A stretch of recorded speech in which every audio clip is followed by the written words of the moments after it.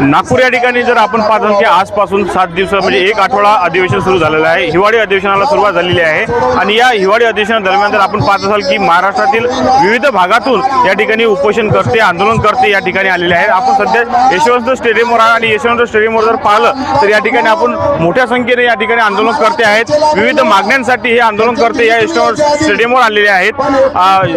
अधिवेशन दरम्यान आपल्या मागण्या पूर्ण होतील ही अपेक्षा या आंदोलनकर्त्यांना असते, त्यामुळे हे सर्व आंदोलनकर्ते या ठिकाणी पोहोचलेले आहेत।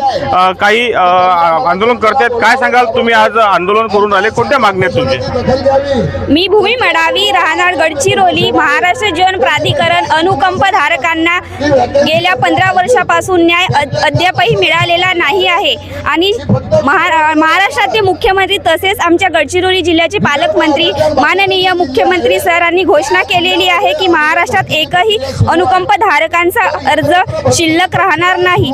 तो आम्हाला त्वरित न्याय मिळवून देण्यास मदत आणि योग्य न्याय मिळवून देण्याची मदत करावी। नक्कीच तर आपण पाहिलं की ज्या अनुकंपधारक आहेत त्यांच्या मागण्या या पूर्ण करण्यासाठी या ठिकाणी आंदोलनकर्ते आलेले आहेत। काय सांगाल तुम्ही कुठून आलेले आहे आणि काय तुमच्या मागण्या आहेत?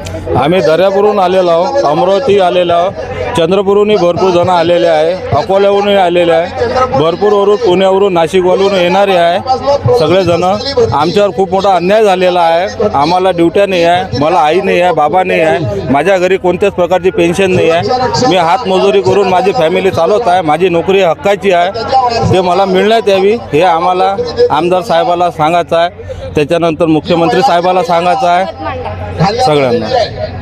आणखी सुद्धा काही या ठिकाणी आंदोलनकर्ते आहेत, काय सांगाल तुम्ही या ठिकाणी अधिवेशन दरम्यान आंदोलन करत आहे, काय मागण्या आहेत? माझं नाव अश्विनी धोतकर, मी नागपूर येथेच राहते। माझ्या वडिलांना जाऊन 10 वर्ष झालेली आहे, पण अजूनही महाराष्ट्र जीवन प्राधिकरण या विभागाने आम्हाला नियुक्ती दिलेली नाही आहे। मी मुख्यमंत्री सरांना 3दा भेटून आलेली आहे, त्यांचं लेटर आम्ही प्रशासकीय अधिकाऱ्याकडे सुद्धा घेऊन गेलो आहे, पण तिथनंही अजूनही काही झालेलं नाही आहे। तर आमचं एकच म्हणणं आहे की अनुकंप नियुक्ती करावी आणि आम्हाला न्याय मिळवून द्यावा।